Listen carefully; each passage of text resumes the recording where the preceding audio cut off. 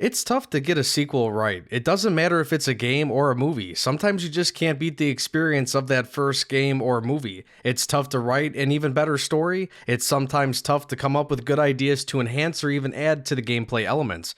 Jedi Fallen Order was a great game, and I was confident that Respawn Entertainment could deliver another great game in Jedi Survivor. They succeeded for the most part. However, there were a few things that had me scratching my head and a couple of issues late in the game that made me frustrated. So in today's video, let me give you a review from an average gamer and an average YouTuber that took his time playing the game and didn't rush to post a review on day one like so many others.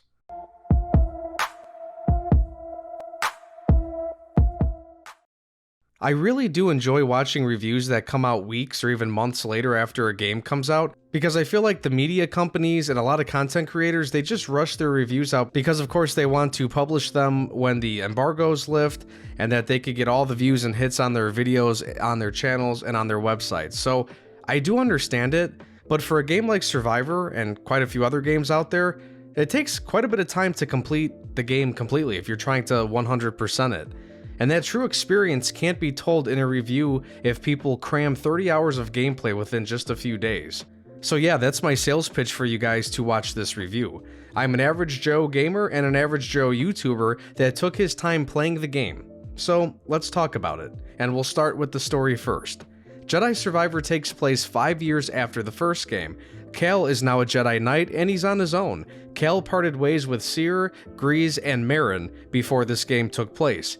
He wanted to continue his battle against the Empire, while the others wanted to pursue other interests. The intro to the game is pretty cool as Cal is on Coruscant. He's on a mission to steal valuable information from the Empire with his new group of friends for Saw Gerrera. The game does a good job of reminding you of how to play, and there's a lot of action and interesting things that happen that really just invest you into the story within that first, say, hour of the game. And another big plus is that it's not like the first game where you have no abilities and where literally Cal is a noob who hardly could do anything and you struggle from day one. This game's a lot different because you feel like a Jedi Knight. This is how you're supposed to be feeling at this point in the story. So I think that was good to get people clicking right away. I think it was smart on the developers' part because I personally know a lot of people who never got in the Fallen Order because of how difficult the game is early on. And it doesn't even matter what difficulty you're on. You could be on one of the easier difficulties. It's just you have to almost avoid some of those enemies early on in the game. You have to get around them as you're exploring the planets and going, you gotta go straight to the mission because you can't hang with those monsters and bosses. So yeah, overall, it's a better experience to be a competent fighter from the beginning. And going back to the story here, things end up going wrong during the mission, and most of Cal's crew is killed. Cal still possesses the Mantis, and it was damaged during the mission, so Cal decides to seek out Greez on a planet called Koboh. So this is when the story begins to fall into place. Just as you are about to enter the saloon Greez owns, Cal runs into a group called the Bedlam Raiders and their boss, Ravis. After that encounter, Cal reunites with Greez and Cal is sent off into a cave to find parts for the ship. And while in that cave, Cal finds a droid called Z, who served the Jedi Order during the High Republic.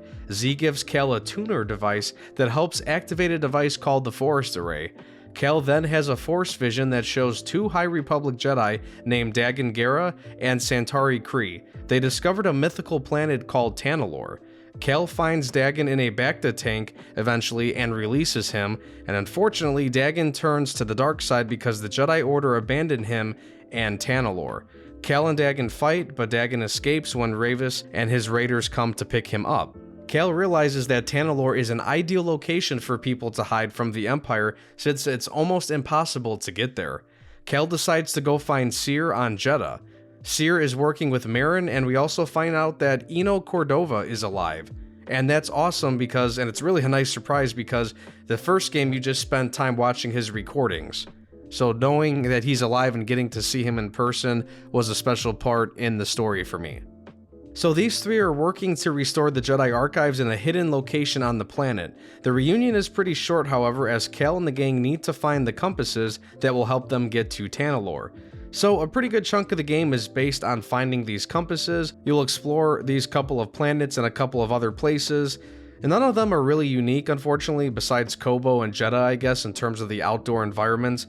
There's a lot of places that, they seem to be like installations, like space stations, things like that. A lot of There's an Imperial base later on in the game. There's a moon that you go to, and you're just on this like space station on the moon. So in terms of diverse environments, it's not as good as it was in the first game. While it is disappointing that the entire crew doesn't go on these trips together, you still have a couple of people with you. Grease is always piloting the ship, Marin and Bode come with you, and they trade off as being your companion during certain parts of the story. Those sections where you fight with them and do some other crazy things is very cool. You also get to command them to use their abilities to help you with enemies if you get in a pinch. And like I said, they are only with you during specific segments of the game, so there's still plenty of times where it's going to be challenging and difficult to get through areas by yourself. So the story for the most part is pretty good. The High Republic stuff is an interesting angle to take. I know some people didn't like it. I personally did. It's an era in Star Wars that needs more exploring. The writing is pretty good when it comes to conversations with characters. You can actually hang out at Grease's saloon and have many conversations with characters you meet along the way.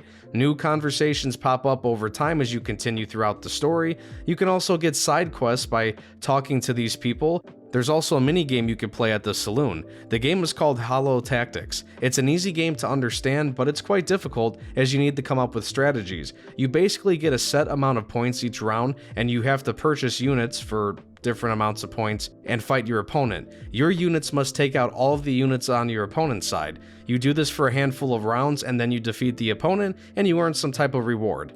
It's fun to play, but also a pain in the ass because if you lose a round, you must start all over. And I spent a lot of time having to figure out how to beat some of the tougher opponents. And one cool aspect of the game is that you can add new units to your collection as you play throughout the game. When you encounter enemies for the first time, you can have BD1 scan them, and then they could be used the next time you play.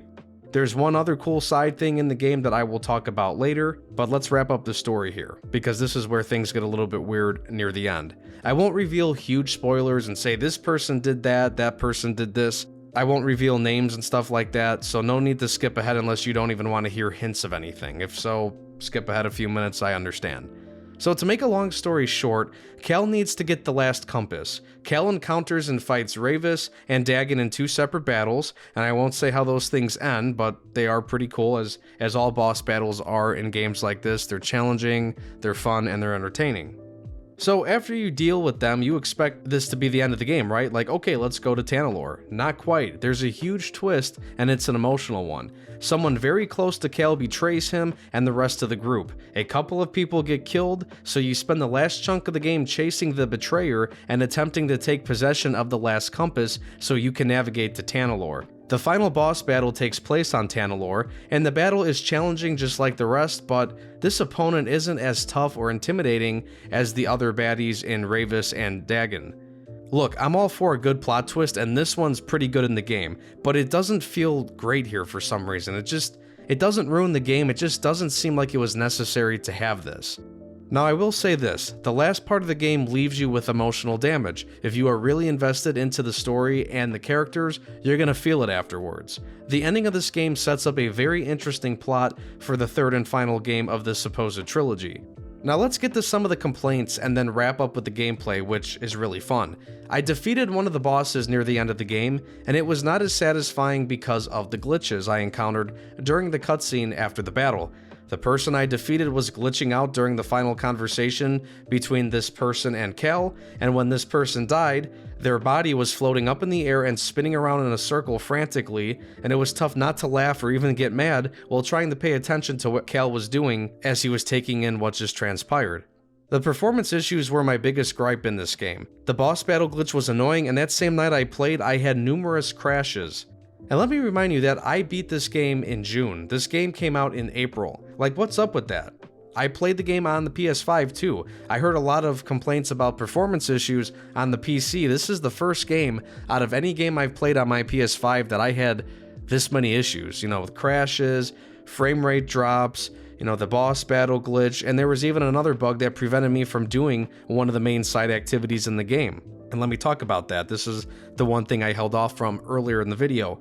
Early on in the game, you encounter a bounty hunter. This person is supposed to give you bounty hunters to take out, and then for each one you take out, you can earn rewards like cosmetics, upgrades, and things like that for defeating each bounty hunter. Well, I didn't get to do this side quest because in order to activate the quest, you have to talk to this specific person at the saloon. Well, the only conversation I could have with this person is to access the store to buy stuff, which I can't do because I didn't earn the currency yet for that specific store because I can't defeat any bounties because I can't activate the quest to go get them. So I complete the game a month and a half after release and that bug never got fixed. I am surprised the PS5, like I said, had so many issues. And honestly, it's a little frustrating to not be able to complete the game completely to 100% because of this bug. Also, there's a really cool sequence at the end where you have to confront the person who gave you the bounties, and then a legendary Star Wars character makes a quick appearance. I didn't get to experience that in my playthrough, and that was disappointing. But let me finish off on a good note here. The combat and platforming was just as cool, if not better, than Fallen Order. Like I mentioned earlier, the big plus in this game is that you did not have to relearn all of Cal's skills and abilities. There was, of course, new stuff to learn and unlock with skill points, and there's a lot of different branches in the skill tree for survival, force abilities, and even lightsaber abilities. And the developers made a successful sequel by adding on to the combat elements of this game. The developers added more stances and lightsaber styles to the game. We see the return of the single blade and the dual wield bladed saber. The new ones include the dual wield where you basically have one saber in each hand. There's also the blaster stance where you get to fight with a blaster and a lightsaber, and that blaster, by the way, you could fully upgrade and customize. And then there is the crossguard stance. The crossguard is essentially Kylo Ren's lightsaber look and style. It's used for heavier attacks, and you get the little lightsabers sticking out on the ends of your handle too. Each stance has its own skill tree, and each stance is useful for different enemies, so there's some strategy behind when you should select your stances, and you can have up to 2 activated at a time to switch in between during combat. The lightsaber should be the primary focus, and it was. My only complaint about the combat is that at times I felt like the controls weren't responding quickly to what I was trying to do. The best example I could give you is that there were times where I would ask BD to give me a stim so I could heal, and Cal would do the motion like he was picking it up and healing himself, and I would also hear the sound effect, but I would not get healed. Maybe it's because I was jumping around frantically and doing a bunch of stuff during intense battles, but in my opinion, if I could hear the sound effect and I could see Cal do the animation for healing, then I feel like I should be able to get healed. I feel like that's not me. So I would say the Jedi Survivor sequel was good enough. The gameplay was fun and the story was solid. I don't really agree with the plot twist near the end, and the performance issues just really ticked me off at times, but the story was interesting and the game overall was fun. They really enhanced the gameplay elements from the first game. The developers truly built upon the foundation of that first game, and that's what's needed for a successful sequel. I'll give Jedi Survivor an 8 out of 10. It would have honestly gotten a 9 out of 10 for me if it wasn't for so many damn performance issues. Well, let me know your thoughts on the game if you played it. Like the video and subscribe for more. I can also be found on Twitter and TikTok at analyzethis_YT. Thanks for watching and take care.